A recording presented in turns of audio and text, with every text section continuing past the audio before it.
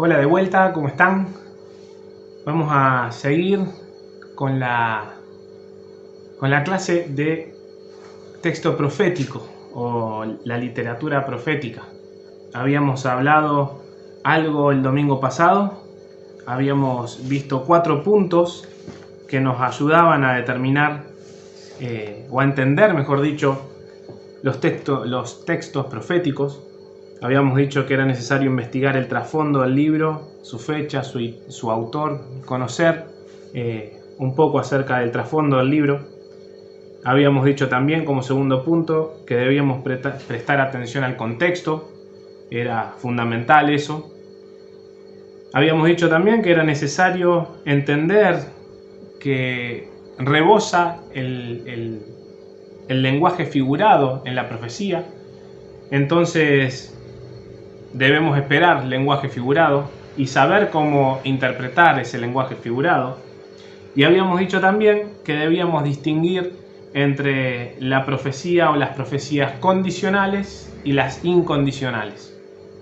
Hoy me gustaría compartir con ustedes 3 puntos más que consideramos son de importancia para poder entender los textos proféticos que encontramos en la Biblia.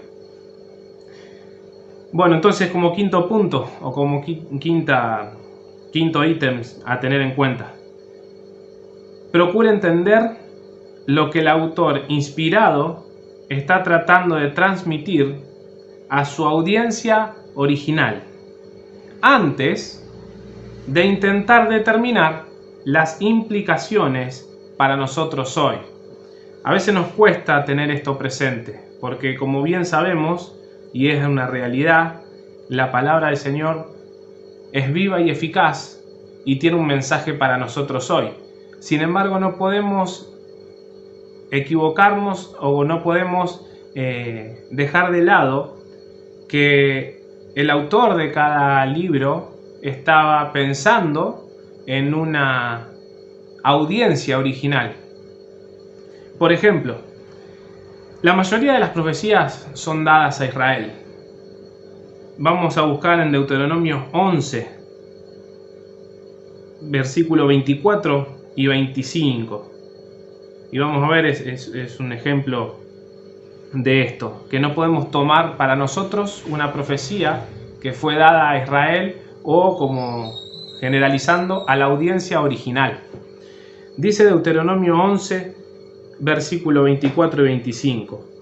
Todo lugar que pisare la planta de vuestro pie será vuestro, desde el desierto hasta el Líbano, desde el río Éufrates hasta el mar occidental será vuestro territorio.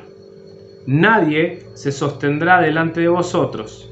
Miedo y temor de vosotros pondrá Jehová vuestro Dios sobre toda la tierra que pisareis, como Él os ha dicho.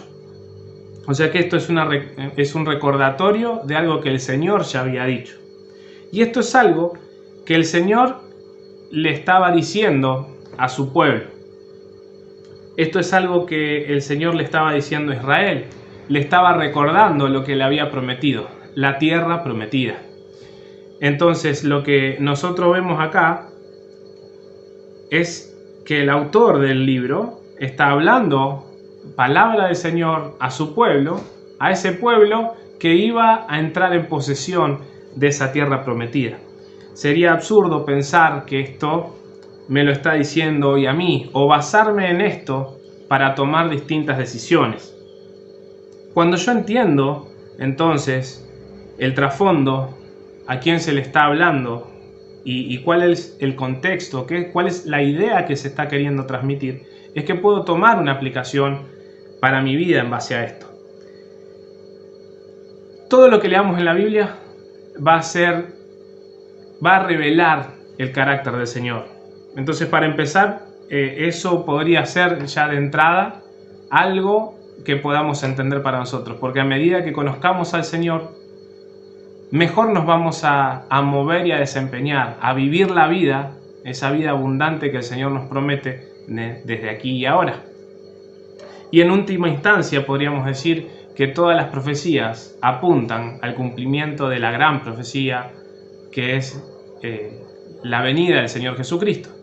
En su momento, como siervo, como hombre que se humilló a sí mismo, tomando forma de siervo, haciéndose hombre, haciéndose obediente, muriendo en la cruz del Calvario por nosotros, cargando nuestra culpa, nuestro pecado sobre sus lomos, y llevar adelante él mismo la ira de Dios para que nosotros podamos recibir misericordia y gracia. Todas las profecías, toda la intervención de Dios a lo largo de la Biblia es para que ese plan se cumpla, que de hecho se cumplió, y aún así seguimos expectantes al cumplimiento de lo que resta de la profecía, que es su retorno en gloria. Así que en última instancia, todas las profecías apuntan al Señor. Como otro punto para entender la profecía, las profecías, dice el autor: determine si las predicciones proféticas se han cumplido o no. Y leo la cita: si hay un referente escatológico en el texto, algo que se refiera a la venida del Señor Jesucristo, como mencionaba recién, a esa venida en gloria, puede ser difícil, en algunos casos, determinar el estado del cumplimiento. Cuando sea posible, deje que el Nuevo Testamento sea su guía en el cumplimiento mesiánico y escatológico de las profecías del Antiguo Testamento. Nosotros, por ejemplo, vamos a leer Hechos 2, del 17 al 21. Dice, era el mismo apóstol Pedro quien hablaba y retoma una profecía. Dice Hechos 2, del 17 al 21, y en los postreros días, dice Dios, derramaré de mi espíritu sobre toda carne, y vuestros hijos y vuestras hijas profetizarán, vuestros jóvenes verán visiones y vuestros ancianos soñarán sueños, y de cierto sobre mis siervos y sobre mis siervas en aquellos días derramaré de mi espíritu y profetizarán. Y daré prodigios arriba en el cielo y señales abajo en la tierra, sangre y fuego y vapor de humo. El sol se convertirá en tinieblas y la luna en sangre, antes que venga el día del Señor, grande y manifiesto, y todo aquel que invocar el nombre del Señor será salvo. Pedro cita al profeta y hace mención que parte de todo eso se había cumplido al momento de recibir el Espíritu Santo en el día de Pentecostés. Entonces vemos cómo el Nuevo Testamento nos ayuda a interpretar las profecías que encontramos en el Antiguo, porque vuelvo a insistir en lo mismo. Toda la Biblia es el mensaje de Dios hacia el hombre, es la historia de la redención, y en última instancia, al punto al que apuntan todas las profecías y todos los sucesos que se relatan, las intervenciones directas de Dios y las indirectas de Dios son para el cumplimiento de la redención del hombre. Vemos, por ejemplo, también, a veces es difícil entender en las profecías esto mismo del cumplimiento. Cuánto de toda la profecía se cumplió y cuánto falta. Un ejemplo claro, Miqueas 5, del 2 al 4. Miqueas 5, del 2 al 4 dice: pero tú, Belén Efrata, pequeña para estar entre las familias de Judá, y de ti me saldrá el que será Señor en Israel, y sus salidas son desde el principio, desde los días de la eternidad. Pero los dejará hasta el tiempo que dé a luz la que ha de dar a luz, y el resto de sus hermanos se volverá con los hijos de Israel. Y él estará y apacentará con poder de Jehová, con grandeza del nombre de Jehová su Dios, y morarán seguros, porque ahora será engrandecido hasta los fines de la tierra. Cuando nosotros leemos todo un tirón, podemos no darnos cuenta de que está haciendo mención el profeta a la primera venida del Señor Jesucristo, cuando hace referencia a Belén, y no darnos cuenta que hay un periodo de tiempo en el medio, porque describe la profecía de un solo tirón, y lo que hace mención el versículo 4 es la segunda venida del Señor Jesucristo.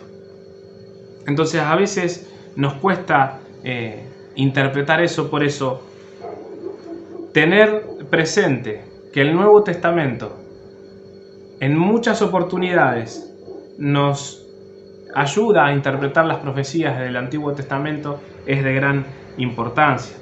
Lo mismo sucede cuando leemos, por ejemplo, Hechos 15, 16 al 18. Dice: después de esto volveré, que es una profecía del profeta Amós, que se encuentra en el capítulo 9, versículos 11 y 12. Dice: después de esto volveré y reedificaré el tabernáculo de David, que está caído, y repararé sus ruinas, y lo volveré a levantar, para que el resto de los hombres busque al Señor. Y todos los gentiles, sobre los cuales es invocado mi nombre, dice el Señor, que hace conocer todo esto desde los tiempos antiguos. Justamente lo que está haciendo mención el profeta Amós, y que lo entendemos gracias a Hechos 15, es la predicación del Evangelio y el alcance de la salvación a los gentiles. Justamente en el capítulo 15 de Hechos nosotros vemos el concilio de Jerusalén. Es una bisagra en el libro de Hechos, en donde de ahí en adelante ya empieza a tomarse con más fuerza la predicación del Evangelio a los gentiles. Y por último, quisiera anotar otro punto que creo de suma importancia. Dice: tomen nota del valor apologético de la profecía. Tomen nota del valor apologético de la profecía. ¿Qué quiere decir? Esto del valor apologético es que las profecías nos pueden servir para, en cierta medida, o si me permiten, entre comillas, defender la fe. Nuestra fe no es infundamentada. Nuestra fe, al estudiar la Biblia, vemos una y otra vez la mano del Señor, la intervención del Señor. Nos maravilla la perfección de la palabra del Señor. Nos maravilla cómo el Señor se nota su mano interviniendo desde la creación del hombre hasta el día de hoy, y lo vamos a seguir viendo más adelante. Entonces, tiene suma importancia entender que las profecías incluso tienen valor apologético. En la primera predicación cristiana, los apóstoles apelaron al cumplimiento de la profecía como señal de la aprobación divina del Evangelio cristiano. Lo que leíamos antes en Hechos 2, 17 al 21, lo que hizo Pedro, citar el profeta de la antigüedad para decirles: ¿se dan cuenta? Él era Cristo, a Cristo se refería, y esto se ha cumplido hoy. El derramamiento del Espíritu Santo se ha cumplido hoy, era lo que estaba diciendo Pedro. Y lo que hizo fue justamente citar profecías antiguas para demostrarle que se estaba cumpliendo. Aún hoy, cuando los cristianos invitan a los extraños a dialogar, señalan el cumplimiento milagroso de las predicciones de la Biblia.